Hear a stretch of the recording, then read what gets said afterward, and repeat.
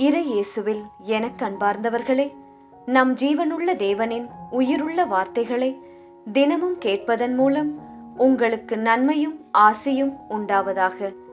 இன்றைக்கு நம் உள்ளத்தில் ஆண்டவர் பேச விரும்புகிற திருவசனம் எரேமியா 33 அதிகாரம் 3 திருவசனம்.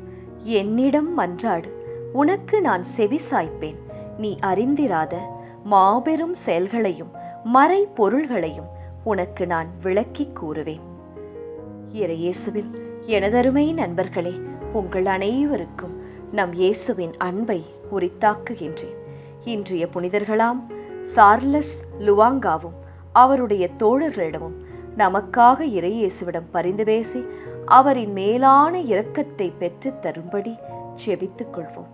நண்பர்களே, அனைவரும் மகிழ்ச்சியாக இருக்கிறீர்களா? உடல் சுகமாக இருக்கின்றதா? அல்லது சோர்வாக டயர்டாக உணர்கிறீர்களா? ஆண்டவரிடம் சொல்லி ஜெபியுங்கள். அவர் உங்கள் உடலை நல்ல சுகத்தோடு இருக்குமாறு செய்வார். நம் ரோசரி பிரேயர்ஸ் குடும்பத்தாருக்காக அனுதினமும் தவறாமல் ஜெபிக்கின்றேன். அன்னை மரியாளுக்கு ஜெபமாலைகளை ஏறெடுக்கின்றேன். சரி, இயேசு விரும்புவது எல்லாம் என்னோடு என் பிள்ளைகள் இருக்க வேண்டும். எனக்கு தங்கள் வாழ்க்கையில் நடக்கும் அனைத்தையும் என் பிள்ளைகள் தெரியப்படுத்த வேண்டும் என்று ஆசைப்படுகிறார். அது நல்ல விஷயங்கள் நடந்ததற்கான நன்றி ஜெபமோ அல்லது இடுக்கணான சமயங்களில் நீங்கள் ஏறெடுக்கும் மன்றாட்டின் ஜெபமோ, அதை அவர் கண்ணோக்கி பார்க்கிறார். It may be delayed but not denied. உங்கள் எதிர்பார்ப்புகள் தாமதிக்கலாமே தவிர தடையே படாது. விசுவாசத்தில் நிலைத்திருக்க வேண்டும்.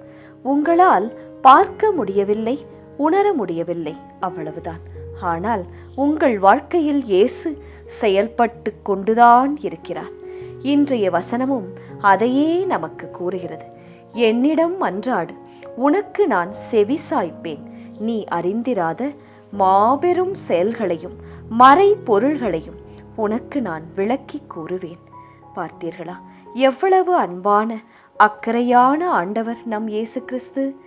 என்னை நோக்கி கூப்பிடு என் மகளே, என் மகனே, என்னிடம் ஜெபி, அப்போது நான் உனக்கு பதில் கூறுவேன், உனக்கு செவி சாய்ப்பேன். நீ அறியாத, உன் அறிவுக்கே எட்டாத, இதுவரை நீ சிந்தித்து கூட பார்த்திராத பெரிய காரியங்களை உனக்கு நான் சொல்லித் தருவேன். உன்னை கைப்பிடித்து நீ செல்ல வேண்டிய பாதையில் நான் நடத்துவேன் என்று இயேசு கூறுகிறார். எனவே முடிவெடுக்க முடியாமல் திகைத்து நிற்கிறீர்களா? என்ன செய்வது என்று தெரியாமல் தவிக்கிறீர்களா? இதை செய்யலாமா, செய்யக்கூடாதா? வாங்கலாமா, வாங்கக்கூடாதா? அந்த ஊருக்கு இடம் மாறி வேலை மாறி போகலாமா, போகக்கூடாதா என்பதாய் அங்கலாய்க்கிறீர்களா? இயேசு கூறுகிறார், என்னை நோக்கி ஜெபத்தை ஏறெடு, நான் உனக்கு கற்பிப்பேன், உனக்கு ஆலோசனை கூறுவேன், என் கண்ணை உன்மேல் வைப்பேன் என்கிறார். ஆகவே இயேசுவின் சமூகமான ஆலயத்திற்கு செல்லுங்கள். அமைதியில் அமர்ந்து காத்திருங்கள். ஜெபங்களை, துதிகளை, மன்றாட்டுக்களை, ஜெபமாலைகளை அன்னைக்கு ஏறெடுங்கள். ஆண்டவர் இயேசுவிடம் மன்றாடுங்கள். கர்த்தர் நிச்சயமாக உதவி செய்வார். ஜெபிக்கலாமா? இயேசுவே, உம்மிடம் மன்றாட எங்களுக்கு ஞாபகப்படுத்தும். என் வேண்டுதலுக்கு செவிசாயும். எனக்கு அறியாத மாபெரும் நல்ல செயல்களை என் வாழ்வில் செய்யும். உமது மறைவான காரணங்களை நான் புரிந்து கொள்ள எனக்கு ஞானம் தாரும் இயேசுவே. உமது கிருபைக்காக இறைஞ்சி மன்றாடுகிறேன். ஆமேன். இயேசு கிறிஸ்துவின் பெரிதான நாமத்தின் நிமித்தம் ஜெபிக்கிறோம். ஆமேன். ஒவ்வொரு நாளும் உங்கள் உள்ளத்தில் ஆண்டவர் பேச விரும்புகிற இறை வார்த்தையை தெரிந்து கொள்ள ரோசரி பிரேயர்ஸ் சேனலை சப்ஸ்கிரைப் செய்யுங்கள்.